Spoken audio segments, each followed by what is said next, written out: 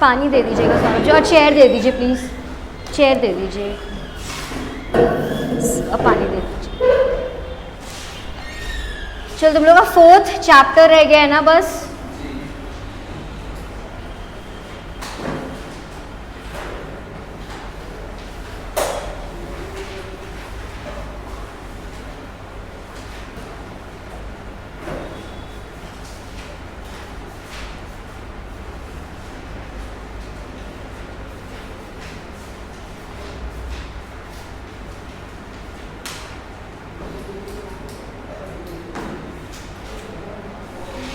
Financial markets हम लोग को शुरू करना है। Indian financial, thank you. Indian financial markets करना है हम लोगों को ना,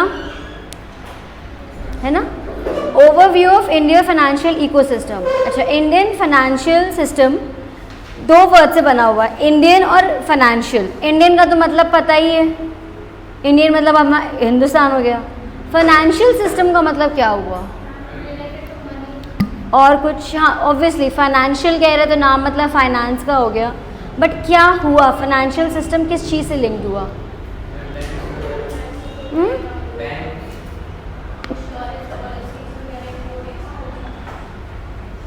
और बस बैंक्स और फाइनेंशियल इंस्टीट्यूशंस ही आएंगे इंडियन फाइनेंशियल सिस्टम में। हाँ, और जैसे एग्जांपल वो चलो बैंक में आ गया, आरबीआई, कमर्शियल, सब सारे बैंक्स उसी में ही आ गए, और सब बैंक ही हैं उसी में ही आ गए। और हाउस होल्ड नहीं आएगा। हाउस होल्ड मतलब क्या हुआ, हम लोग हाउस होल्ड में ही आएंगे ना। हम लोग इन फाइनेंशियल सिस्टम में इंक्लूड होंगे कि नहीं होंगे? मतलब क्या हमारी एक्टिविटी से इंडियन फाइनेंशियल सिस्टम में कोई इफ़ेक्ट आएगा? क्या इफ़ेक्ट आएगा और कैसे इफ़ेक्ट आएगा?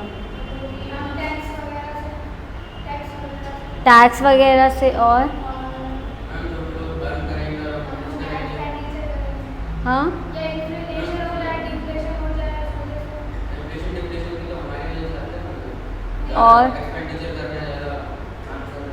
और मतलब टैक्सेस बेसिकली सही पॉइंट है। और बस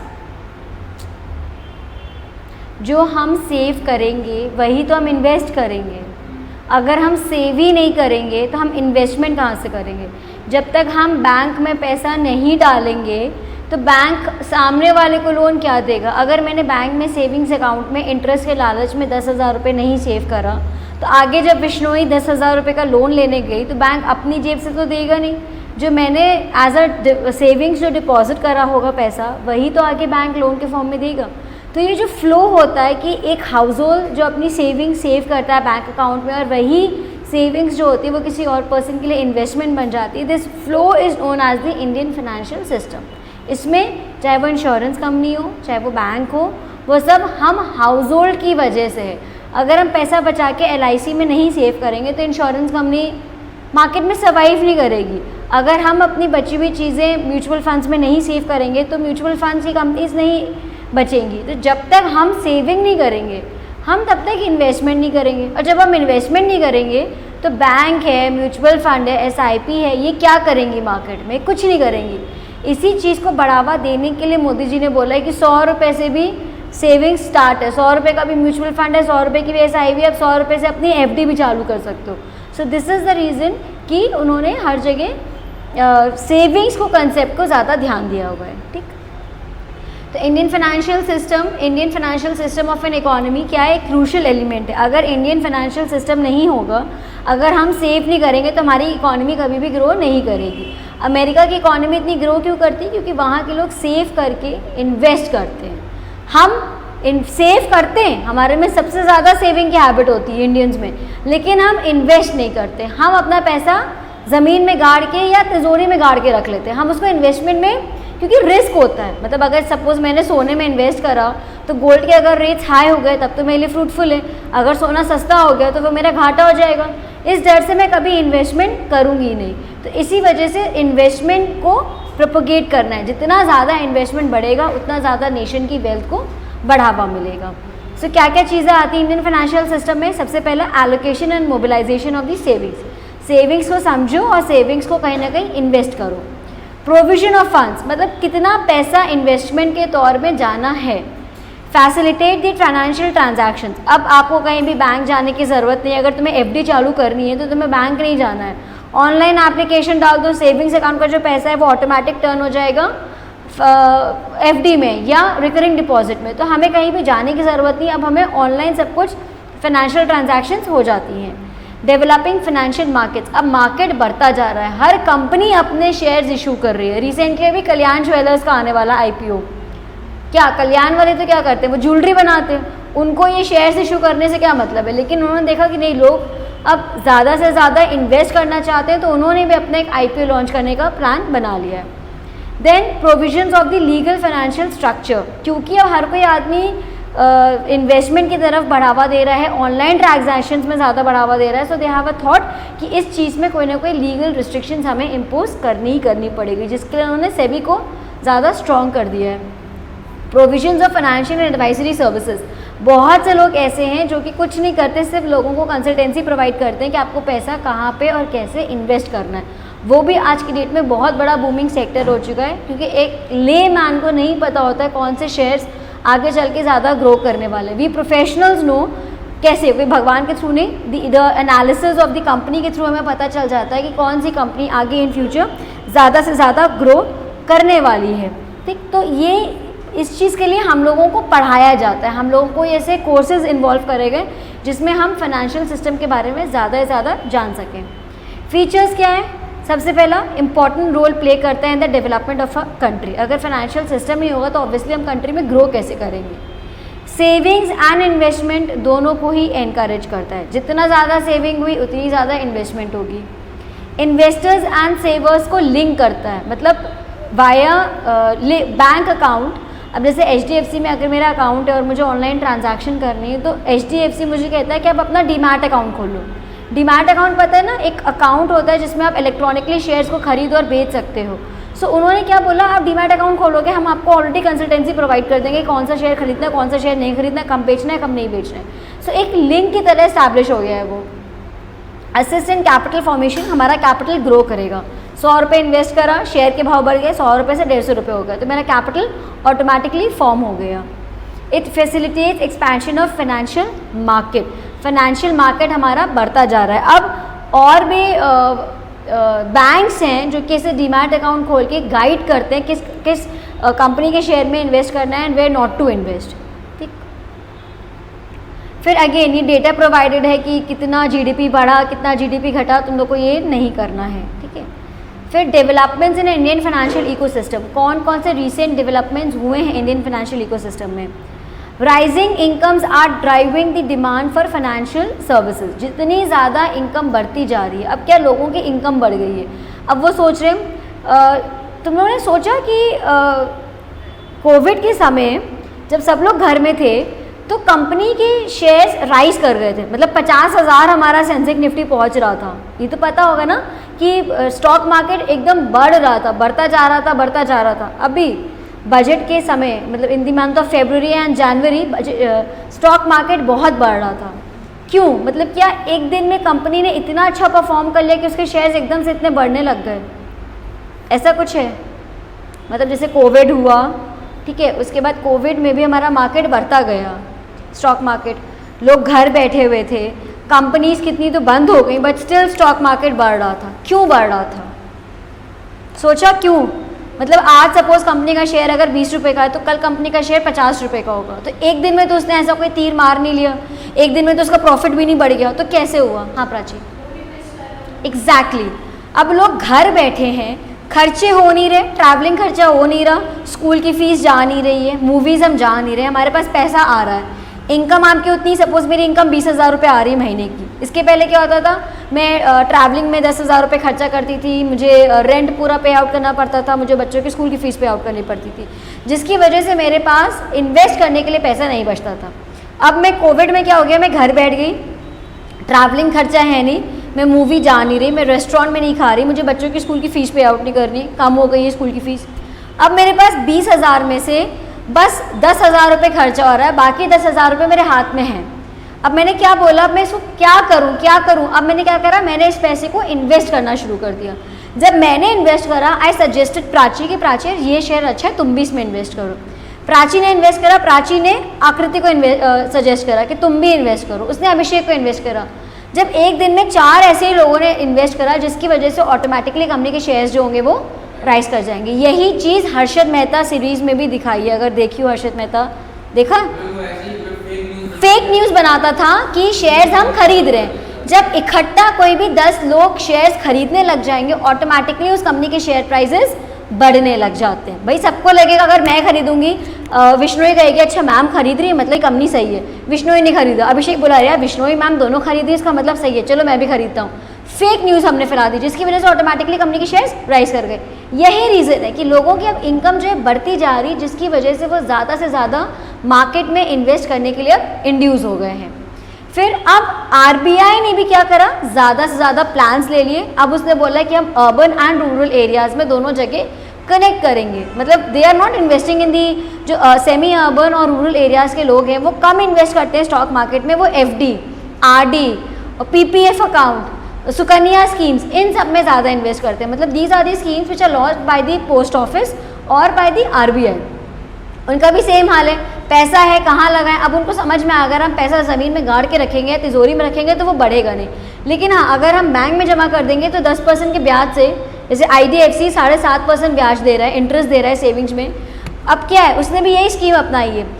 बाकी जो सेविंग्स बैंक अकाउंट है वो सिर्फ 6% दे रहे हैं, उसने बोला नहीं मैं 7.5% रेट ऑफ इंटरेस्ट प्रोवाइड करूँगा। लोगों ने क्या करा, अपना सारा पैसा उस IDFC के बैंक में जमा करना शुरू कर दिया। तो ये आरबीआई की पॉलिसी से हुआ कि urban and rural and semi urban areas के लोग वहाँ ज़्यादा से ज़्यादा इन्वेस्ट करना शुरू कर चुके हैं। इन्वेस्टमेंट कॉर्पस, अब क्या है, लोगों को इंश्योरेंस सेक्टर के बारे में अवेयरनेस आ गई। पहले लोग क्या करते थे, सिर्फ LIC में इन्वेस्ट करते थे। अब लोगों को पता है सिर्फ LIC में इन्वेस्ट करना सही नहीं है, आप थेफ्ट इंश्योरेंस कराओ, आप मरीन इंश्योरेंस कराओ, आप फायर इंश्योरेंस कराओ, हर चीज़ का इंश्योरेंस आने लग गया है। तो जितना ज़्यादा हम इंश्योरेंस कराएंगे उतना ज़्यादा हमें पैसा कम देना पड़ेगा। तो उन्होंने इंश्योरेंस में भी इन्वेस्ट करना शुरू कर दिया, जिसकी वजह से इंश्योरेंस सेक्टर का पैसा बढ़ता चला गया। Credit insurance and investment penetration in rising in urban rural areas.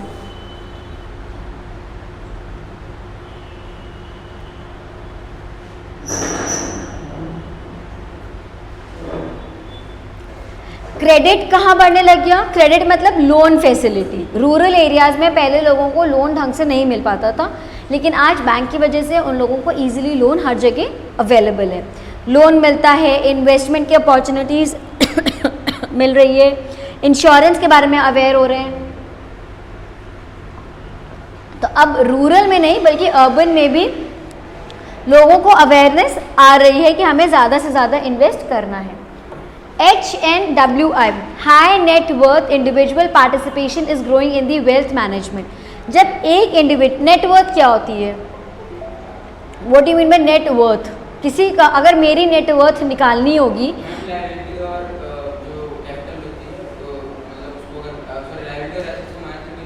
हाँ, difference between the assets and the liabilities is your net worth. ठीक, लाइबिलिटी हमारा क्या होता है, जो कैपिटल अकाउंट होता है, ये जो हमारे आउटस्टैंडिंग बैलेंसेस होंगे या हमारा क्रेडिटर्स होगा। एसेट में क्या आ जाएगा, हमारा फिक्स एसेट आ गया, डेटर्स आ गया, हमारा प्रीपेड चीज़ें आ गई, स्टॉक आ गया, कैश इन हैंड आ गया, बैंक अकाउंट्स आ गए, ज्वेलरी आ गई, बैंक FD आ गई, ये हमारा क्या हो गया, ये सब हमारा एसेट हो गया। इसका जो डिफरेंस होगा, अगर एसेट ज़्यादा है that means we are having a good net worth, but अगर हमारी लाइबिलिटी ज़्यादा that means we are having a negative net worth. अगर एक इंडिविजुअल की नेटवर्थ ज़्यादा होगी तो उससे कंट्री की नेटवर्थ ज़्यादा हो जाएगी। तो इन्होंने एक HNWI, high net worth individual index बना रखा है, जिसके थ्रू वो देखते हैं कि एक इंडिविजुअल की कितनी नेटवर्थ है। अगर इंडिविजुअल की नेटवर्थ ग्रो करती चलेगी दैट मीन्स हमारी कंट्री की इनकम बढ़ती चली जाएगी। Lower mutual funds, lower mutual funds मतलब कम दाम वाले म्यूचुअल फंड्स। म्यूचुअल फंड्स आप मंथ से FD होती है कि एक बार बना ली, 5 साल 10 साल के लिए बन गई। RD क्या होता है, रिकरिंग डिपॉजिट। आप हर हफ्ते या हर महीने आप 100 रुपये, 10,000 रुपये, 50,000 रुपये आप इन्वेस्ट करते हैं for a particular period of time, चाहे वो 1 साल हो, 6 महीने हो, 2 महीने के लिए बनाते हैं। वैसे ही म्यूचुअल फंड्स होता है। म्यूचुअल फंड साल के लिए भी बनते हैं कि आप सालाना 2,000 रुपये, 2,500 रुपये दे रहे हैं। आप क्वार्टरली देना चाहें तो क्वार्टरली भी दे सकते हैं, आप 6 मंथली देना चाहें आप 6 मंथली भी दे सकते हैं, आप मंथली देना चाहो तो मंथली भी दे सकते हैं। बस डिफरेंस क्या होता है, म्यूचुअल फंड्स फ्लक्चुएटिंग बहुत होते हैं, एंड इनिशियली क्या होता था, म्यूचुअल फंड सस्ते नहीं होते थे। जैसे आप अगर रिकरिंग डिपॉजिट चाहो तो 100 रुपये से चालू कर सकते हो, लेकिन म्यूचुअल फंड्स 3000, 4000, 5000 मंथली से शुरू होते थे। बट मोदी जी रियलाइज़ कि नहीं, हमें लोगों को ज़्यादा से ज़्यादा म्यूचुअल फंड में इन्वेस्ट करवाना है। इसकी वजह से उन्होंने कम रुपए वाली स्कीम्स भी लॉन्च कर दी, लाइक 100 रुपये, 200 रुपये, 300 रुपये, 500 रुपये, 600 रुपये, सो ऑन। इन्होंने कम रुपए वाली भी म्यूचुअल फंड्स की स्कीम चालू करा दी, जो कि rural and semi urban areas में बहुत ज़्यादा डीपली पेनिट्रेट कर चुके हैं। The government of India has launch the post payment banks. Post payment banks कौन से हैं? एयरटेल के बैंक्स हो गए ना, कि आप जाओ, थंब इम्प्रेशन दो, आधार कार्ड दिखाओ और आपका वहीं पे ही अकाउंट खुल जाता है। एंड अगर सपोज विश्नोई ने मुझे पैसा ट्रांसफ़र करा और किसी शॉपकीपर के पास भी अगर पोस्ट पेमेंट बैंक्स का लाइसेंस है तो वो बंदा मुझे पैसे दे देगा। तो ये सबसे पहले पेटीएम ने शुरू करा था, ये एयरटेल तो बाद में लेकर आया। इसका पेटीएम का एटीएम और एयरटेल ने जो बैंक्स बनाए जिसमें आप पैसा ट्रांसफ़र ईजी कर सकते हो और उसकी लिमिट सिर्फ 1 लाख रुपए तक की है। No interest rate will be provided, no credit facility. इसका मेन मोटिव ये है कि हम एक जगह से दूसरी जगह ईजिली फंड्स को ट्रांसफ़र कर सकें। एयरटेल का तो ऐड देखा होगा ना, एक बहन जाती है कि फीस चाहिए, वो thumb impression. These kinds of banks are known as the post payment banks. यहाँ पे सिर्फ पेमेंट्स होते हैं, लोन फैसिलिटी या चेक फैसिलिटी या कार्ड फैसिलिटी ये सब हमें नहीं मिलती है। इसी वजह से इनको पोस्ट पेमेंट्स, मतलब they are based on the payments only. जैसे एयरटेल आपके थ्रू आप इलेक्ट्रिसिटी बिल या वाटर टैक्स या कुछ भी आप किसी भी टाइप का बिल आप पे कर सकते हो। India benefit from a large cross utilisation of channels to expand reach of financial services. अब इंडिया क्या है, बहुत सारे चैनल्स फ्रेम कर रही है जिसके थ्रू आप अपनी फाइनेंशियल सर्विसेज को इंक्रीज कर सकते हो। महाराष्ट्र ने सबसे पहला मोबाइल वॉलेट लॉन्च करा था जो कि एक जगह से दूसरी जगह अपने फंड्स को ट्रांसफ़र कर सकता है। ठीक, अब जो है बहुत सारे लैब्स गवर्नमेंट फाइनेंस करती है जहाँ पे ऐसे इनोवेटिव आइडियाज़ को प्रमोट करा जाता है। गवर्नमेंट ने बैंकिंग लाइसेंस के लिए एफडीआई लिमिट को इंक्रीज़ कर दिया है। इंश्योरेंस सेक्टर में गवर्नमेंट ने एफडीआई लिमिट को इंक्रीज़ कर दिया। एफडीआई डिस्कस हो चुका है आई थिंक 5th या 6th चैप्टर में, मतलब जब बाहर का बंदा इंडिया में इन्वेस्ट करता है that is known as the FDI. तो हमारे इंडिया में सिंस पैसे की कमी है that is by FDI limit को हमेशा गवर्नमेंट बढ़ावा देती है। फिर की facets and the growth of financial institutions. अब कैसे हमारी ग्रोथ हुई फाइनेंशियल इंस्टीट्यूशंस में? First, plays a pivotal role in accelerating the rate and the volume of the savings. जितना ज़्यादा फाइनेंशियल मार्केट अच्छा काम करेगा, अगर सपोज मैंने 10,000 रुपये लगाए और मार्केट में पैसा डूब गया इन द सेंस 10,000 रुपये की वैल्यू घट के 5,000 रुपये हो गई, तो क्या विश्नोई इन्वेस्ट करेगी मार्केट में फिर पैसा?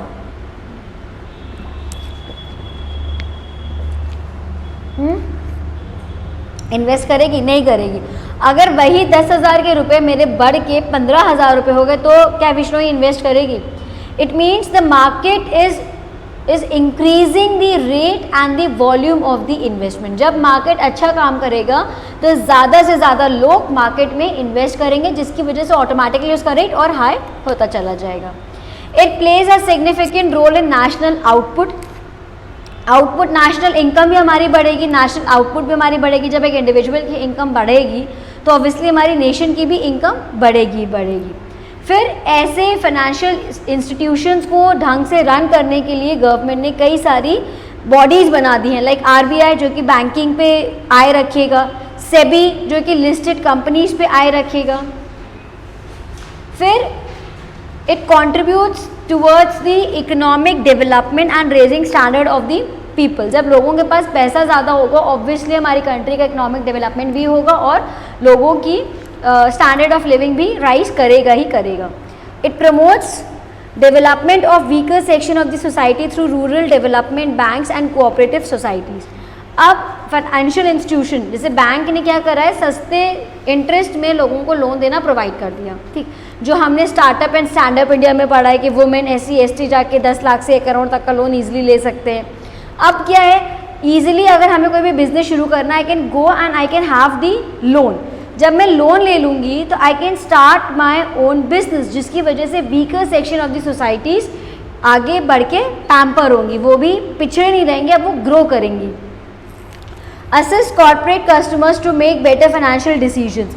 अगर मुझे कोई भी बिजनेस स्टार्ट करना, लाइक मुझे सैनिटाइज़र का बिजनेस स्टार्ट करना है, आई एम सीइंग कि हाँ कोविड दोबारा आ चुका है, बेटर सिचुएशंस हैं, बेटर कंडीशंस है मेरे बिजनेस के लिए, and plus I can easily avail loan from the company from the bank, क्योंकि इंटरेस्ट रेट कम हो चुका है। और इस क्योंकि मैं सैनिटाइज़र काम शुरू करूँगी तो मुझे बैंक ज़्यादा से ज़्यादा पैम्पर करेगा, मुझे बिजनेस करने से रोकेगा नहीं, जिसकी वजह से मेरा डिसीजन सही होगा and I will be able to take the loan from the bank and I am able to start my own business.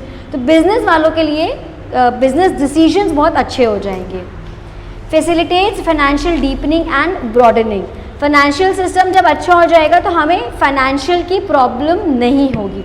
Kanpur में बैठे बैठे मैं कहीं से भी कोई भी लोन अवेल कर सकती हूँ, मुझे ऑनलाइन सब जगह लोन मिलेगा, जिसकी वजह से कंट्री का ओवरऑल जीडीपी ग्रो करेगा।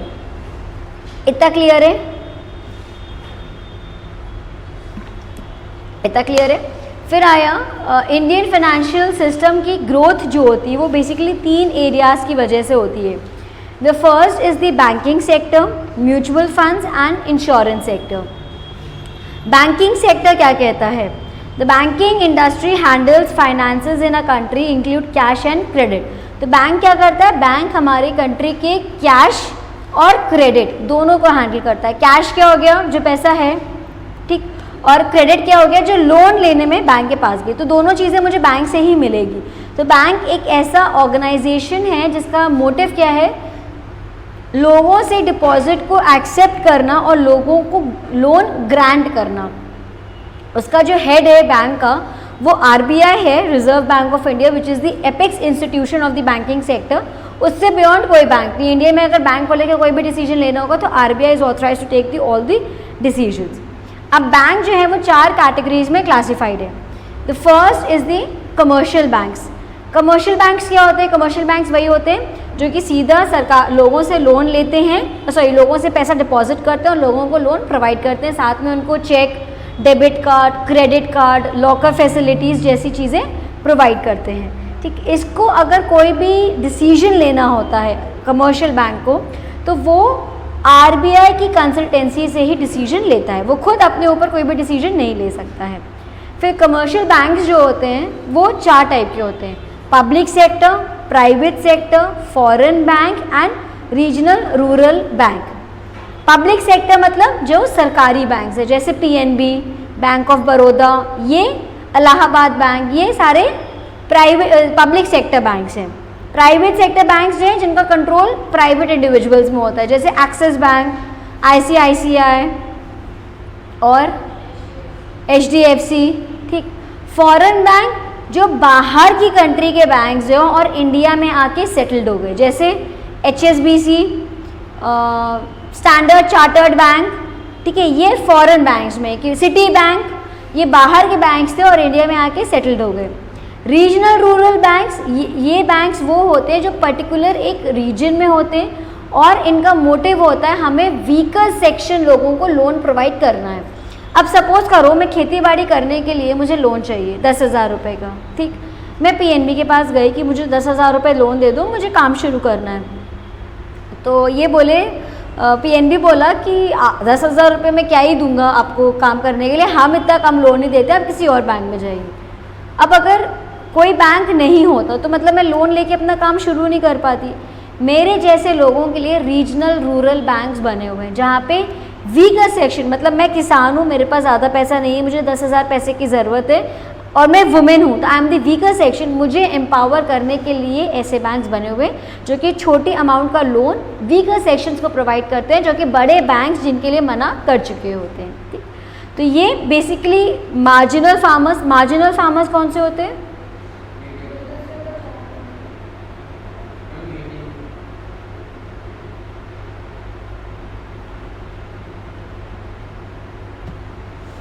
मार्जिनल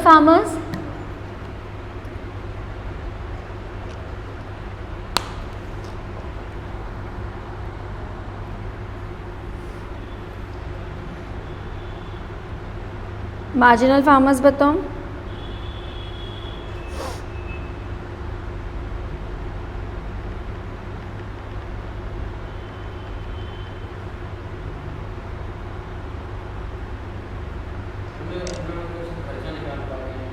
मतलब बहुत छोटे जो फार्मर्स होते हैं ना, जो हाँ मतलब एग्जैक्टली अगर मैं अभिषेक की भाषा में बोलूँ कि हाँ जो बस अपने ही दाना पानी का जो बस निकाल पाते हैं, मतलब मार्जिनल फार्मर्स ना लैंड के बेसिस में डिवाइड करा गया हुआ है कि कितने एकड़ ज़मीन, शायद 5 एकड़ ज़मीन ऐसी कुछ, मतलब मैं फिगर क्लियर नहीं हूँ लेकिन कुछ एकड़ को लेकर डिवाइड करा गया है। इतने छोटे जो स्केल के लेबर फार्मर्स होते हैं उनको मार्जिनल फार्मर्स बोला जाता है। उनके लिए जो लोन होता है एग्रीकल्चर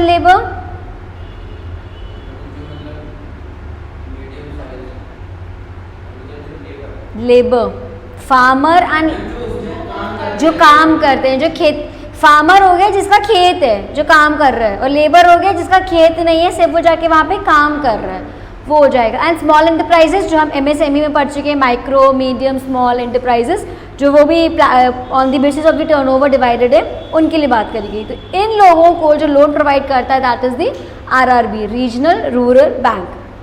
अब और कौन से इंपॉर्टेंट फंक्शंस हैं जो कि RRB कैरी आउट करता है? पहला है banking and financial services provide करता है to the rural and semi urban areas. Rural मतलब हो गया गांव, सेमी अर्बन एरियाज हो गए हम जैसे लोग, मतलब कानपुर के लोग सेमी अर्बन, हम लोग सिटीज़ में नहीं बोला जाएगा, हम लोग को सेमी अर्बन बोला जाएगा। तो हम लोगों को जो भी अगर लोन चाहिए तो हमारे यहाँ RRB है। फिर जो गवर्नमेंट की ऑपरेशंस होती हैं like MNREGA, distribution of pension. MNREGA scheme वो है कि अगर गवर्नमेंट कहती है कोई भी लेबर 365 दिन खाली रहेगा, मतलब उसके पास कोई भी एम्प्लॉयमेंट अपॉर्चुनिटीज़ नहीं होगी, तो सरकार उसको 100 दिन का पैसा प्रोवाइड करेगा, that is the MNREGA scheme. अब सरकार तो प्रोवाइड करेगा लेकिन वो जो बेरोज़गार आदमी है वो कहाँ जाके पैसा लेगा? तो वो RRB में जाके लेगा। अगर मैं PNB में जाऊँ और मुझे बोलूँ मेरा खाता है मनरेगा खाता और मुझे रुपए दे दो, तो PNB नहीं करेगा, क्योंकि PNB बहुत बड़ा बैंक है, इंडिया का second largest public sector bank है। सबसे पहला SBI है, उसके बाद PNB आता है, ठीक। लेकिन अगर मैं ऐसे छोटे बैंक्स में जाऊँ, RRB में जाऊँ और मैं वहाँ पे मनरेगा अकाउंट खुलवा के उनसे बोलूँ कि मुझे पैसा दो, they will help me in all these government schemes. फिर वो भी हमें डेबिट कार्ड, क्रेडिट कार्ड जैसी फैसिलिटीज़ प्रोवाइड करते हैं, ठीक। फिर आया स्मॉल बैंक्स। ये माकवन देखा है तुम लोगों ने? जो हुकुम रेस्टोरेंट देखा है? अरे इसके आगे, इससे हार्डली आधा किलोमीटर दूर अपनी कोचिंग से प्रोवोक का शोरूम था, जहाँ पे कानपुर के होके नहीं देखा। चलो तुम दोनों कानपुर के नहीं हो, ओके। कौस्तु को देखा है? अच्छा तुम भी नहीं हो। औरैया के हो तुम? हाँ अयोध्या, सॉरी। हाँ यहाँ पे अपने इसके बगल में एक जना स्मॉल बैंक करके है, तो वही तो मतलब मैं वही लोकेट करना चाह रही थी। पर्पल कलर का बोर्ड है, लाइट से, वही मैं बता रही थी। These are the small banks. Small banks का मोटिव क्या होता है कि जो जिनको कोई भी बैंक मना कर दे, जैसे रीजनल रूरल बैंक क्या था, वो फोकस करता है खेती बाड़ी वालों के लिए। स्मॉल बैंक क्या होता है, हर बिजनेस के लिए होता है, मतलब it's not only about the खेती बाड़ी। अगर आपको एक पान की दुकान खोलने के लिए भी 20,000 रुपये की ज़रूरत है, तो वो पैसा हम आपको प्रोवाइड करेंगे। तो ऐसे बैंक जिनको सारे बैंक्स ने रिजेक्ट कर दिया है और उनको थोड़े पैसे अमाउंट की ज़रूरत है, उन बैंक्स को बोला जाता है स्मॉल बैंक्स, ठीक। फिर आया पेमेंट बैंक्स। पेमेंट बैंक्स कौन है? जो कि बेसिकली पेमेंट के लिए हेल्प करते हैं, जैसे एयरटेल, पेटीएम, ये हेल्प आउट करते हैं, ठीक। फिर आया urban cooperative bank. Urban cooperative banks क्या होते हैं? जैसे कि नाम बता रहा है, कोऑपरेटिव बैंक्स। कोऑपरेटिव सोसाइटी सुनी है? कोऑपरेटिव सोसाइटीज़ क्या होती है? जो गांव के आसपास के लोग होते हैं उनको एम्प्लॉयमेंट प्रोवाइड करने के लिए वो काम शुरू करा देती है, और जो आर्टिशियंस हो गए या हैंडीक्राफ्ट्स वाले हो गए उनको काम दे देती है। वही काम ये कोऑपरेटिव बैंक करता है कि जितने भी छोटे मोटे कम्युनिटीज़ होते हैं जिनको पैसे की ज़रूरत होती है काम करने के लिए, उनको ये urban cooperative bank loan provide करता है। स्टेट कोऑपरेटिव बैंक अर्बन से एक स्टेप बड़ा होगा कि छोटा होगा? Urban is about one city and state is about a particular state, ठीक है। तो स्टेट कोऑपरेटिव बैंक भी वही काम करता है, कोऑपरेटिव स्ट्रक्चर को मॉनिटर करता है, उस बैंकिंग सेक्टर को on a regular basis review करता है। इतना क्लियर हो गया? टाइप्स ऑफ बैंक्स कौन कौन से होते हैं, इतना क्लियर है? फिर ये तुम लोग को लर्न नहीं करना है बट समझना है बस, ठीक है, कि अभी तक 1921 में जब पहला बैंक आया था तब से अब तक में बैंकिंग सेक्टर में क्या चेंजेस आए हैं। तो 1921 में क्लोज्ड मार्केट हुआ करता था, मतलब सब लोग बैंक में पैसा नहीं लगा पाते थे। फिर सबसे पहला इंपीरियल बैंक ऑफ इंडिया आया जो कि ब्रिटिशर्स लेकर आए थे, ईस्ट इंडिया कंपनी लेकर आई थी। 1935 में उस इंपीरियल बैंक को SBI, आगे चल के SBI बना दिया जाता है और RBI एक नया बैंक सेटअप करा जाता है। इंपीरियल बैंक ने अपनी ब्रांचेस को 480 ब्रांचेस बना दी थी और फिर इंपीरियल बैंक को स्टेट बैंक ऑफ इंडिया में कन्वर्ट कर दिया गया था। उसके बाद टाइम में 14 बैंक्स को नेशनलाइज करा गया। नेशनलाइज मतलब उनको सरकारी बैंक घोषित कर दिए गए थे। फिर उसके बाद कुछ टाइम बाद प्राइवेट बैंक्स की भी एंट्री हुई, जैसे कि ICICI आए। धीमे धीमे फिर कोटक महिंद्रा जैसे बैंक्स आए जो कि पहला NBFC बना। NBFC मतलब non banking financial companies. Non banking financial companies वो कंपनीज होती हैं जो कि कंपनीज एक्ट में रजिस्टर्ड होते हैं, और बैंक्स जो होते हैं उनको बैंकिंग रेगुलेशन एक्ट के अंदर रजिस्टर होना पड़ता है। बैंक्स जो होता है वो हमें debit card, credit card, interest rate, locker facility, cheque facility सब प्रोवाइड करता है। NBFC कंपनीज वो कंपनीज होती हैं जो सिर्फ और सिर्फ रेट ऑफ इंटरेस्ट के तहत हमें लोन प्रोवाइड करती हैं। वो हमें कोई डेबिट कार्ड, क्रेडिट कार्ड या चेक या पासबुक ऐसी चीज़ें कोई भी इशू नहीं करती हैं। वो सिर्फ इंटरेस्ट रेट के अगेंस्ट में हमें कुछ लोन प्रोवाइड करते हैं, बस। NBFC और बैंकिंग में ये फ़र्क आ जाता है, ठीक। फिर धीमे धीमे बैंकिंग कैश ट्रांजैक्शन टैक्स को मतलब पहले था कि अगर आप कैश में कोई भी ट्रांजैक्शन करते थे यू हैव टू पे द टैक्स, लेकिन लेटर ऑन ये टैक्स को अबॉलिश कर दिया गया था, ठीक। तो टाइम से धीमे धीमे मतलब जहाँ पे people were not aware of the banking sector, आज की डेट में करीब 60,000 आउटलेट्स बैंक के ऑल ओवर द कंट्री खुल चुके हैं। तो लोगों में कितना ज़्यादा बैंक को लेके अवेयरनेस आ चुका है, ठीक। अगेन ये पैराग्राफ्स में सिर्फ तुम लोगों को नंबर ऑफ ब्रांचेस बताई गई हैं जो कि नहीं तुम लोगों को करनी है, ठीक है। बैंकिंग सेक्टर क्लियर हो गया, एक एक को क्लियर हो गया बैंकिंग सेक्टर।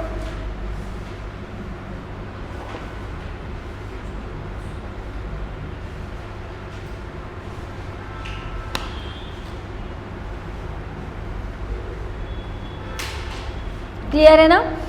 अब आते हैं नेक्स्ट सेक्शन में जिसकी वजह से हमारा इंडियन फाइनेंशियल इकोसिस्टम ग्रो करता है, that is the mutual funds. इसका टेबल तुम लोगों को रटना पड़ेगा, ठीक। इसका टेबल लर्न करना है। म्यूचुअल फंड्स क्या होता है? म्यूचुअल फंड्स का मतलब होता है जब हम कहीं भी अपना पैसा इन्वेस्ट करते हैं इन दी स्टॉक या बॉन्ड्स में या किसी भी एसेट में या कॉम्बिनेशन ऑफ एनीथिंग में, जब हम अपना पैसा इन्वेस्ट करते हैं that is known as the mutual funds. सबसे पहला क्या हुआ? म्यूचुअल फंड्स जब स्टार्ट हुआ तो UTI के तहत स्टार्ट हुआ था, ठीक है। UTI क्या था? UTI क्या था?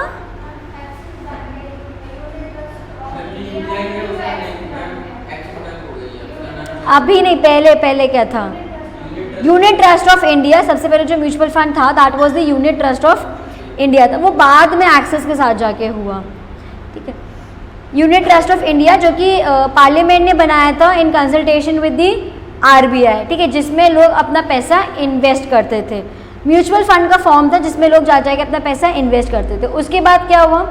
म्यूचुअल फंड्स बाद में फिर LIC के साथ मर्ज हो गया, लाइफ इंश्योरेंस कॉर्पोरेशन और जनरल इंश्योरेंस कॉर्पोरेशन के साथ जाके बाद में वो मर्ज हो गया। उसके बाद PNB, Indian mutual funds, bank of India के, बैंक ऑफ बड़ौदा के म्यूचुअल फंड्स लॉन्च होते चले गए। ये नहीं रटना, बट ये रटना कि UTI was merged with LIC and GIC, ये लर्न करना है, ईयर नहीं लर्न करना, ठीक है। फिर उसके बाद इंडियन सिक्योरिटीज़ मार्केट ने इंपॉर्टेंस बहुत ज़्यादा गेन कर ली थी और उस समय तक 92 में सेबी आ चुका था। सेबी के आने का मोटिव यही था क्योंकि लोगों को अवेयरनेस हो चुकी थी ऑफ द लिस्टेड कंपनीज। तो सेबी जब आया तो उस सेबी को ये काम बोला गया कि तुम्हें कंपनीज के और इन्वेस्टर्स के इंटरेस्ट को प्रोटेक्ट करके आगे काम करना है। उसके बाद सेबी ने म्यूचुअल फंड लेकर आए थे कोठारी पायनियर, जिसको फ्रैंकलिन टेम्पलिन म्यूचुअल फंड बोला जाता है, जो कि पहला प्राइवेट सेक्टर म्यूचुअल फंड था।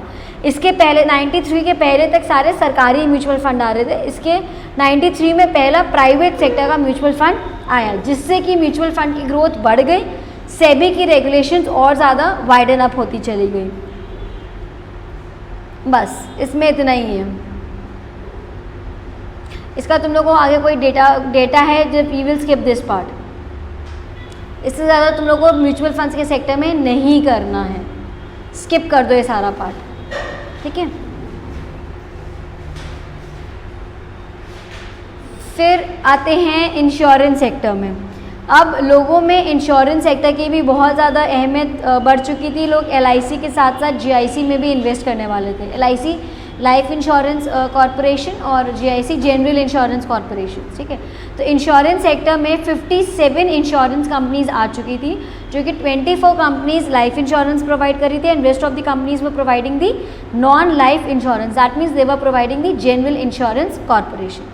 और उसका भी डेटा बहुत ज़्यादा बढ़ता चला गया। इसमें प्राइवेट एंड पब्लिक दोनों ही इंश्योरेंस प्रोवाइड करते हैं, ठीक। बस इसमें इतना करना है। अब आ जाओ government initiative. Figure and facts में बिल्कुल भी टाइम मत वेस्ट करना, उसको पूरा स्किप करते चले जाना, ठीक है। गवर्नमेंट इनिशिएटिव, अब गवर्नमेंट ने क्या इनिशिएटिव लिए हैं इन 3 सेक्टर्स के लिए। बैंकिंग सेक्टर हम समझ गए, इंश्योरेंस सेक्टर हम समझ गए, म्यूचुअल फंड सेक्टर हम समझ गए। अब इन 3 सेक्टर के लिए गवर्नमेंट ने क्या स्टेप्स लिए हैं। The first is national health protection scheme was launched under Ayushman Bharat to provide the coverage up to 5 lakh. तो नेशनल हेल्थ प्रोटेक्शन स्कीम के तहत आयुष्मान भारत एक स्कीम लॉन्च करी गई, जिसमें बोला गया कि कुछ फैमिलीज़ को हम 5 लाख तक का इंश्योरेंस हम प्रोवाइड करेंगे, ठीक है। फिर उन्होंने भारत प्रधानमंत्री फसल बीमा योजना स्कीम निकाली, जिसमें बोला कि जिसमें फार्मर्स के क्रॉप को हम प्रोटेक्ट करेंगे, फार्मर्स के क्रॉप को इंश्योरेंस हम प्रोवाइड करके देंगे।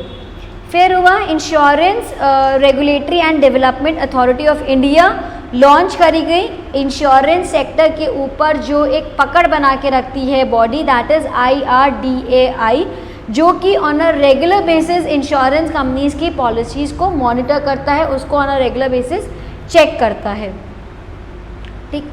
फिर मेजर इवेंट्स क्या हुए इंडियन इंश्योरेंस सेक्टर में। पहले सारी कंपनीज जो थी वो नेशनलाइज्ड थी टिल 1972। उसके बाद मल्होत्रा कमेटी आई, जिसने इंश्योरेंस सेक्टर को प्राइवेट सेक्टर के लिए भी खोला। उसने बोला कि नहीं, अब खाली नेशनलाइज्ड कंपनीज नहीं बल्कि प्राइवेट सेक्टर कंपनी भी रहेंगी। गवर्नमेंट ने प्रधानमंत्री सुरक्षा बीमा योजना लॉन्च करा है, प्रधानमंत्री जीवन ज्योति बीमा योजना लॉन्च करी, जिसमें वो लोगों को लाइफ इंश्योरेंस की स्कीम्स प्रोवाइड करती थी। अटल पेंशन योजना और हेल्थ इंश्योरेंस प्रोवाइड करा लोगों को, और उसके बाद इन्होंने आयुष्मान भारत स्कीम्स लेकर आए। तो on a regular basis government insurance को लेके लोगों के लिए नए नए स्कीम्स लेती हुई आई है, ताकि लोगों को हम ज़्यादा से ज़्यादा इंश्योरेंस हमेशा से प्रोवाइड करते चलें, ठीक। इतना क्लियर है, इसमें ज़्यादा कुछ एक्सप्लेनेशन का है नहीं, इसलिए I am going very fast. आगे जब शेयर्स एंड डिबेंचर्स आएगा वो इम्पॉर्टेंट पार्ट है एक्सप्लेनेशन का। चल रहा है, ठीक है, क्लियर है। फिर आया नोटेबल ट्रेंड्स। अब नए डिस्ट्रीब्यूशन चैनल्स जो थे, अब क्या है, ऑनलाइन सब कुछ आ गया है। अब लोगों ने ऑफलाइन सारा काम बंद कर दिया, whether it's the NBFC, whether it's the banking sector, सारा काम हमारा ऑफलाइन ख़त्म होके सब कुछ हमारा ऑनलाइन काम स्टार्ट हो चुका है। फर्म्स ने लोकल NGOs के साथ टाई अप करा है, ताकि लोगों को अपनी स्कीम्स के बारे में बता सके, लोगों को गाइड कर सके, गाँव के लोगों को कि आप आइए और हमारे इस पर्टिकुलर प्लान में आके अपना पैसा इन्वेस्ट करिए। फिर इंडिया ने ई-कॉमर्स जैसे फ्लिपकार्ट है या अमेज़ॉन है, ये भी अब इंश्योरेंस कंपनी के साथ टाई अप करते हैं। जैसे अगर अमेज़ॉन से फ़ोन लो तो आपको इंश्योरेंस फ्री मिलेगा, या कुछ पैसे देके आपको उस फ़ोन का इंश्योरेंस मिल जाएगा। तो अब ई-कॉमर्स में भी जो बड़ी बड़ी साइट्स हैं उन्होंने इंश्योरेंस कंपनी के साथ टाई अप कर लिया है, ठीक। अमेज़ॉन खुद भी इंश्योरेंस प्रोवाइड करने लग गया है, वो खुद एक इंश्योरेंस एक्सपर्ट की तरह आ चुका है। अब जो ये पोस्ट पेमेंट बैंक्स हैं, इन्होंने बजाज एलायंस के साथ कोलैबोरेशन कर लिया है। फिर प्राइवेट सेक्टर का जो रोल है वो काफ़ी एनहांस हो चुका है, लोग पब्लिक सेक्टर से ज़्यादा प्राइवेट सेक्टर में अब अपना इंश्योरेंस कराते हैं। फिर अब ट्रेडिशनल प्रोडक्ट्स जो थे उनको चेंज करा जा चुका है, अब आरडी में, एफडी में या म्यूचुअल फंड्स की प्लान्स में काफ़ी चेंजेस आते हैं, जैसा कस्टमर चेंजेस चाहता है उसके अकॉर्डिंगली वैसे चेंजेस लाए जाते हैं। फिर HDFC भी अपने एक इंश्योरेंस स्कीम लॉन्च कर चुका है। लार्ज इंश्योरेंस जो हैं, जितने बड़े इंश्योरेंस कंपनीज हैं, वो कॉस्ट कम रखना चाह रहे हैं। जितना ज़्यादा कम प्रीमियम की कॉस्ट होगी उतना ज़्यादा इन्वेस्ट लोग करना चाहेंगे। ऑनलाइन सब पेमेंट्स हो रहा है, बस दैट्स इट, बस इतना ही है ये। ठीक, क्लियर?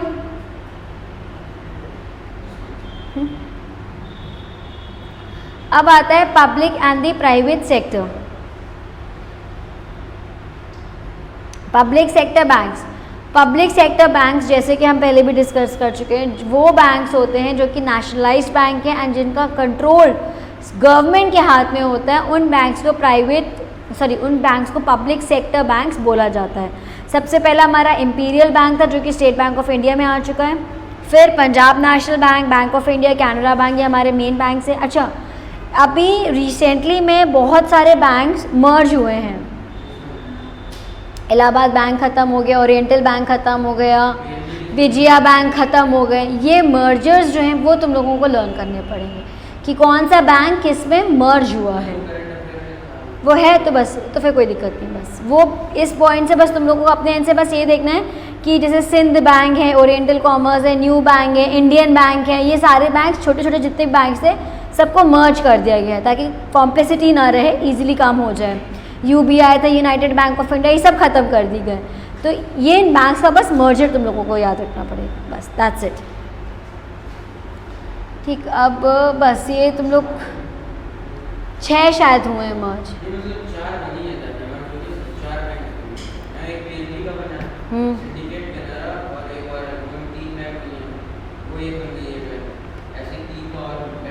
एक बार चेक करना पड़ेगा, इसके लिए मैं अपडेटेड नहीं हूँ, ये देखना पड़ेगा, इसके लिए मैं अपडेटेड नहीं हूँ। हाँ, इसके लिए मैं अपडेटेड नहीं हूँ, तुम लोगों को चेक करना पड़ेगा। ठीक है, तो ये मर्जर्स तुम लोगों को करने पड़ेंगे। ठीक है, प्राइवेट बैंक कौन से होते हैं? प्राइवेट बैंक वो बैंक्स होते हैं जिनमें सारा पैसा प्राइवेट सेक्टर के हाथ में होता है। प्राइवेट सेक्टर 2 टाइप के बैंक्स होते हैं, old private sector and the new private sector. Old private sector वो बैंक्स होते हैं जो कि नेशनलाइज के पहले जो बैंक्स एग्जिस्ट कर रहे थे, and new private sector banks वो जो हैं जो कि नेशनलाइज्ड होने के बाद जो बने हैं। ओल्ड प्राइवेट सेक्टर बैंक्स जैसे कैथोलिक है, city union, Dhanlaxmi, federal, Jammu and Kashmir, Lakshmi, Nainital, ये सारे बैंक्स हैं। And new private sector banks जो कि आफ्टर द नेशनलाइजेशन जो बैंक्स आए हुए 93 के बाद जो आए हुए, that is axis, HDFC, development credit bank, ICICI, IDFC, yes, Kotak Mahindra, IndusInd bank etcetera.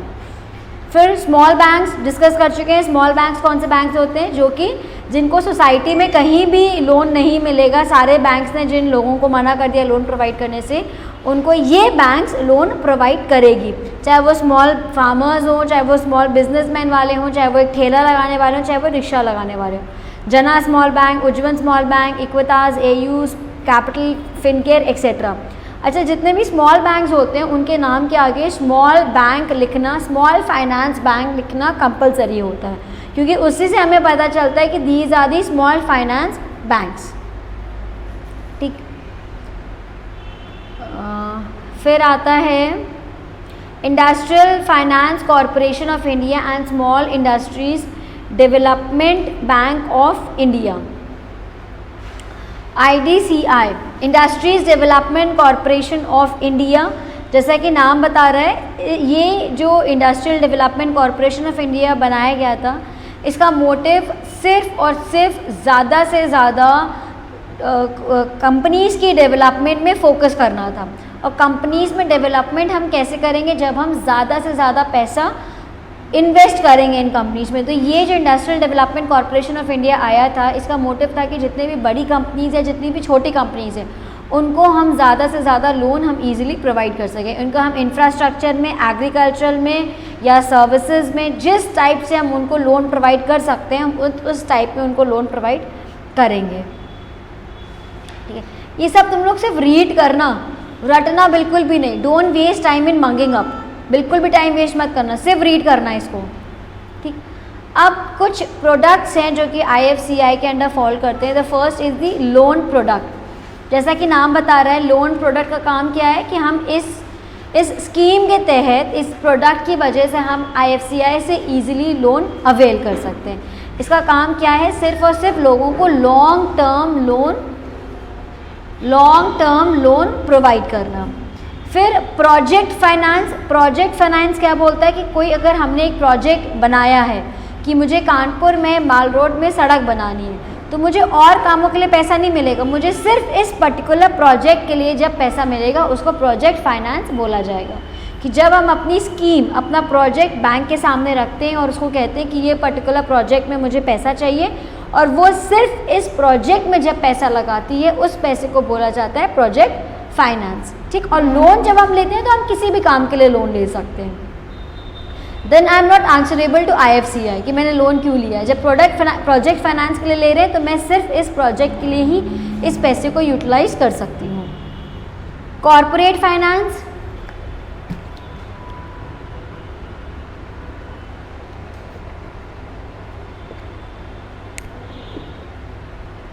Corporate finance क्या होता है?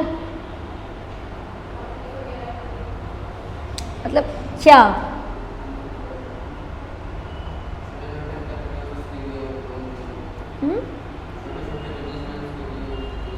छोटे बड़े मीडियम लेवल जितने भी टाइप के जो भी बिजनेसमैन हैं, उन सबको वो लोन प्रोवाइड करती है। किसके अगेंस्ट? अगर आप बैलेंस शीट लेके गए उसके अगेंस्ट आपको लोन मिल जाएगा। अगर आप वर्किंग कैपिटल का स्टेटमेंट उनको दिखा देंगे उसके अगेंस्ट आपको लोन प्रोवाइड हो जाएगा। Syndication and the advisory services, जब हमें नहीं पता होता है कि हम अपना पैसा कहाँ इन्वेस्ट करें, कैसे इन्वेस्ट करें, हमें कोई एडवाइजरी सर्विसेज चाहिए होती है, तब भी हम IFCI को अप्रोच कर सकते हैं। तो IFCI हमें एडवाइजरी सर्विसेज भी प्रोवाइड करती है कि हम अपना पैसा कैसे और कहाँ इन्वेस्ट करें। ठीक, फिर आया स्ट्रक्चर्ड प्रोडक्ट्स। स्ट्रक्चर्ड प्रोडक्ट्स का मतलब होता है कि जहाँ पे हमें कैसा लोन, किन टर्म्स ऑफ कंडीशंस में, किन रेट ऑफ इंटरेस्ट में वो हमें लोन चाहिए, वो IFCI डिसाइड करता है। तो जब हम अपनी प्रिविलेज के हिसाब से जब हम लोन लेते हैं, अपनी कंडीशंस के हिसाब से जब हम लोन लेते हैं, that is known as the structured products. ठीक है, इतना क्लियर? आज यहीं पे रोक रही हूँ। वी हैव कवर्ड बहुत ज़्यादा, वी हैव कवर्ड। ठीक है,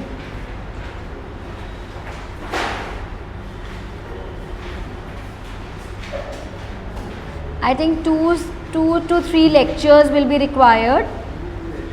हाँ, 2 lectures, हाँ 2 lectures में हो जाएगा। आज क्या है? थर्सडे, सैटरडे एंड ट्यूसडे में तुम लोग का सिलेबस फिनिश ऑफ हो जाएगा।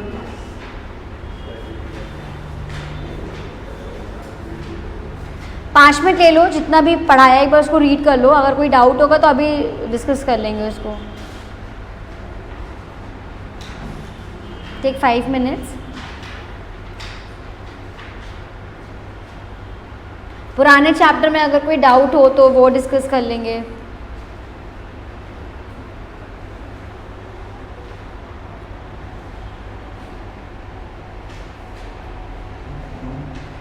तुम लोग और सब्जेक्ट्स का सिलेबस फिनिश ऑफ हो गया? कितना रह गया होगा? 1-2 चैप्टर्स अभी कौन ले रहा है बिजनेस? मतलब एक ही चैप्टर हुआ है अभी। हरप्रीत मैम ले रही हैं, वो लेट स्टार्ट हुआ होगा तुम लोग का सेशन। और कौन सा? करंट अफेयर्स तो सर ही ले रहे हैं, पुनीत सर। और मतलब उनके अलावा बाकी सबका तुम लोग का syllabus almost finish he of हो गया होगा। वो तो क्लासेस लेट स्टार्ट हुई, दैट इज़ डिफरेंट कंसेप्ट, लेकिन बाकी सबका तो सिलेबस तुम लोग का फिनिश ऑफ होने वाला होगा।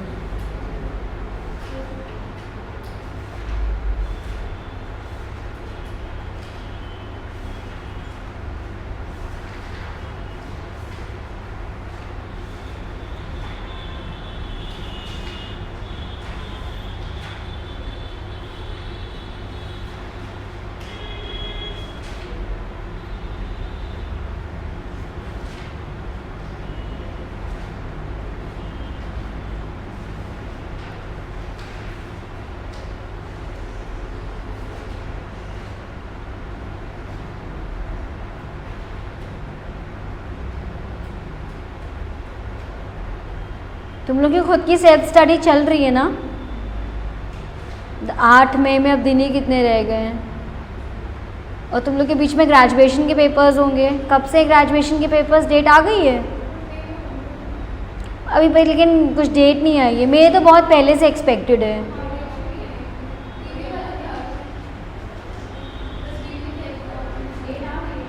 आ गई है?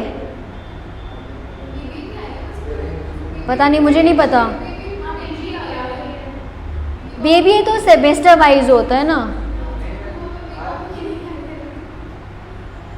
तुम लोग का तो वहीं पड़ेगा फर्रुखाबाद ही। बीकॉम नहीं कर रहे हो? क्यों क्यों?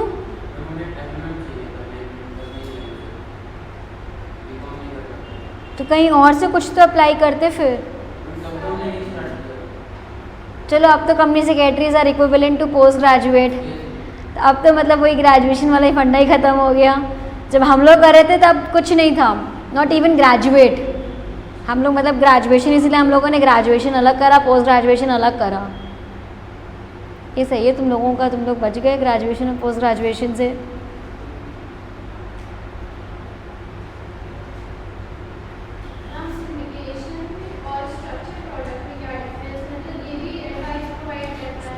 स्ट्रक्चर जो होता है ना, हम अपने हिसाब से टर्म्स एंड कंडीशंस को चेंज कर सकते हैं। जैसे कस्टमर की स्ट्रक्चर बताएं, जैसे कस्टमर की नीड वैसी टर्म्स एंड कंडीशंस। स्ट्रक्चर ये होता है, कोई स्पेसिफिक पैटर्न नहीं है, हम उसको ट्विस्ट एंड टर्न कर सकते हैं। एंड एडवाइजरी, इसमें क्या है, आपको लोन प्रोवाइड कर रहा है स्ट्रक्चर्ड वाले में, ठीक है। और बहुत चीज़ों के लिए आपको सोल्यूशंस प्रोवाइड कर रहा है, एडवाइजरी सर्विसेज भी प्रोवाइड कर रहा है, लेकिन प्लस आपको लोन भी दे रहा है। बट ये जो सिंडिकेशन एंड एडवाइजरी है, इसमें सिर्फ आपको ये बता रहा है कि आप कैसे अपने प्रोजेक्ट में आगे बढ़ो। जैसे अगर मैंने सोचा कि मुझे 10,000 रुपये से ये सड़क बनानी है, how to proceed in this project. अब प्रोजेक्ट में कैसे प्रोसीड करें, कहाँ पे कितना पैसा इन्वेस्ट करें, वो एडवाइजरी सर्विसेज की कैटेगरी में फॉल कर जाएगा। कौन कौन से डॉक्यूमेंट्स रिक्वायर्ड होंगे, किसका किसका अप्रूवल लगेगा, चलिए आपके बिहाफ में हम जाके अप्रूवल ले लेंगे, ये एडवाइजरी सर्विसेज में आ जाएगा।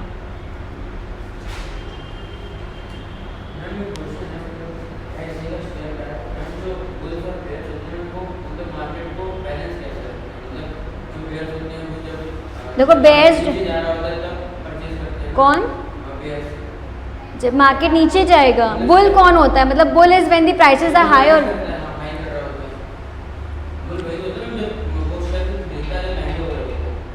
बुल तब होता है जब प्राइसेस को हाई करते हैं, कि लो करता है तब होता है। बुल प्राइसेस को हाई करता है,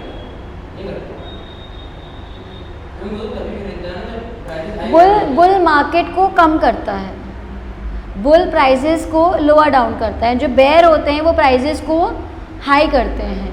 मतलब ऐसे याद रख लो ना, मतलब मैंने भी ऐसे याद रखा है कि जब बुल होता है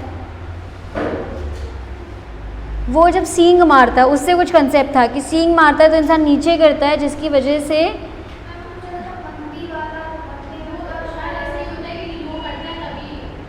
बुल इज वो लोअर डाउन, बुल तो नीचे करता है, बेयर ऊपर करता है, ये तो मैं कंफर्म हूँ। लेकिन मैं वो फंडा भूल रही हूँ जिससे मैंने समझा था कि बुल, मैं याद करके बताऊँगी एक बार फिर से देख के, कि बुल शायद सींग मारता है। बुल मतलब सांड हो गया ना, सांड जब सींग मारता है तो इंसान गिरता है, जिसकी वजह से वो हमेशा प्राइसेस नीचे करता है। एंड बेयर का था शायद ऊपर चढ़ता है, जिसकी वजह से हमेशा उसके प्राइसेस ऊपर रहते हैं। इस कंसेप्ट में वो बेयर एंड बुल का नाम दिया गया है। तो जब बेयर होता है, बेयर क्या करता है, एकदम से प्राइसेस को ख़रीदना शुरू कर देता है शेयर्स को, जिसकी वजह से वो एकदम से प्राइसेस को हाई करने लग जाता है, ठीक है। तो वो हाई में रहेगा। एंड बुल क्या करेगा, बुल का मोटिव होता है कि उस प्राइसेस को बेचना, कि हम प्राइसेस को कम करें, हम लोगों को खरीदें नहीं, हम शेयर्स को बेचें ताकि पैसा हमारे पास आए और शेयर ऑटोमेटिकली कम हो जाए। वो होल्ड करके रख लेते हैं अपने पास, शेयर्स खरीद के रख लिया, बेचेंगे नहीं, होल्ड करके रख लिया। क्योंकि बहुत डीपली तो मैं भी नहीं बता पाऊँगी क्योंकि मैं इतना ट्रेडिंग नहीं करती हूँ इसमें, लेकिन जो मोटा मोटा ओवरव्यू है वो यही है कि बेयर का मोटिव है to rise the prices and bull का मोटिव है जितना उसने बढ़ाया है उसके शेयर्स को बेच बेच के प्राइसेस को हम लोअर डाउन कर लेंगे। जब हम प्राइसेस को बेचना शुरू कर देंगे तो ऑटोमेटिकली हमारे प्राइसेस गिरना शुरू कर देंगे, और जब हम शेयर्स को खरीदेंगे तो उसकी प्राइस राइज होने लग जाएगी। तो bear is always into buying of shares and bull is always into selling of shares. इस तरीके से they manage each other things.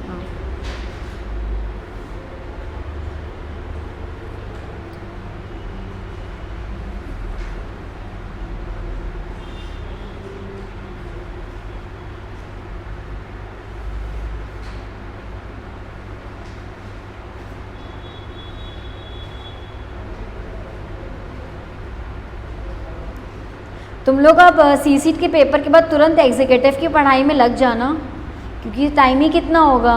मतलब you will appear in May and you are eligible to give paper in December. और पता नहीं Covid के इतने cases बढ़ रहे हैं। आज ही मैं इंस्टीट्यूट गई थी तो सब यही कह रहे थे, वहाँ पे जो हैं ऑफिस बेयरर्स वो यही कह रहे हैं कि कोविड इतना बढ़ रहा है, पता नहीं एग्ज़ाम्स होंगे भी कि नहीं होंगे। अब तो ये डाउटफुल हो रहा है, क्योंकि प्री बोर्ड्स तो कैंसिल हो गए हैं सारे, पता है ना।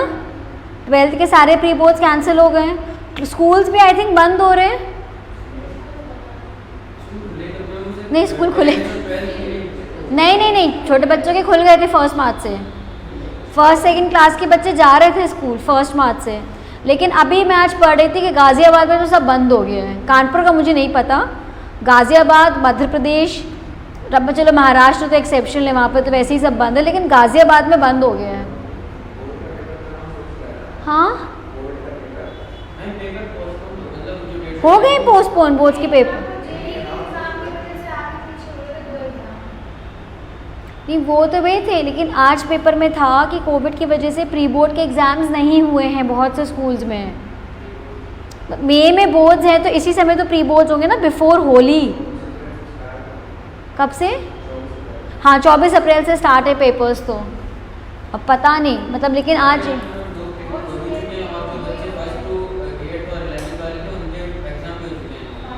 पता नहीं, लेकिन आज हिंदुस्तान में था कि बहुत से स्कूल्स में नहीं हुए हैं। मतलब अभी तो चलो कानपुर में इतना, कानपुर में भी, लेकिन आज था पेपर में कि काफ़ी डेथ्स भी रिपोर्ट करी गई हैं और काफ़ी केसेस भी रिपोर्ट हुए हैं वैक्सीन के बावजूद। हाँ पेपर्स अभी हो रहे हैं, लेकिन पता नहीं आज था। हाँ अब पता नहीं, लेकिन तुम लोग ये मत सोचना पेपर नहीं होगा, पेपर तो होंगे ही। मतलब लेकिन इस समय वो है ना, सेकेंड वेव आ गया। मोदी जी ने भी आज या कल में एड्रेस करा है नेशन को, कल करा है शायद, कल, हाँ पता नहीं आज या कल है, पता नहीं, कि उन्होंने बोला है कि ना सेकेंड वेव आई है तो उसको रोकना है, बहुत ज़्यादा स्पीडली केसेस हो रहे हैं। तो इसीलिए आज गाज़ियाबाद, मतलब गाज़ियाबाद तो यूपी में आ गया, तो यूपी में धारा 144 लग गई है बहुत जगह, सेक्शन 144। पता नहीं क्या होगा। तुम लोग प्रिकॉशनरी फिर रहो एकदम। केसेस बढ़ रहे हैं, जितना हम गलती हम ही लोग की, हम लोग बहुत लापरवाह हो गए थे। खैर मैं तो बहुत ही ज़्यादा लापरवाह हूँ, लेकिन बहुत अलार्मिंग सिचुएशन आ चुकी है जब से केसेस दोबारा बढ़ गए हैं सेकेंड वेव की। चलिए पढ़ लेना, कोई डाउट होगा तो फिर हम लोग फिर डिस्कस कर लेंगे, ठीक है।